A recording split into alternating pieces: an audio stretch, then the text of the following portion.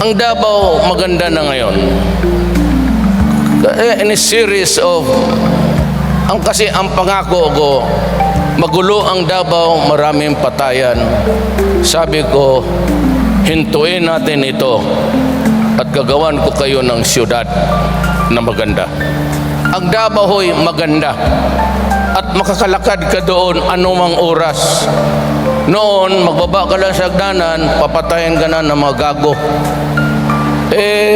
Ngayon maganda na. At si pastor naman, taga roon siya. Ang Jesus Christ talaga, homegrown yan. Walang affiliation yan sa mga international religion. Homegrown yan.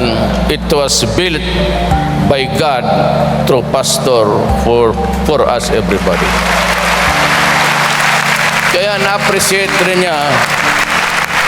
Alam mo noon, si pastor, kapilya lang yan. Sila, Ingrid. Nakikita ko 4, 5, 6, 7. Kakanta sila sa squatters area. Sa likod noon, nandoon yung tiga-ayos ng baril. Ako po'y mahilig sa baril. Kaya nagkukuha ko naman yung mga second hand. Mahirap lang tayo. Doon ko pinapaayos. Maraming NPA doon. Yun ang Nicaragua. Nung Nicaragua noon, patayan talaga doon.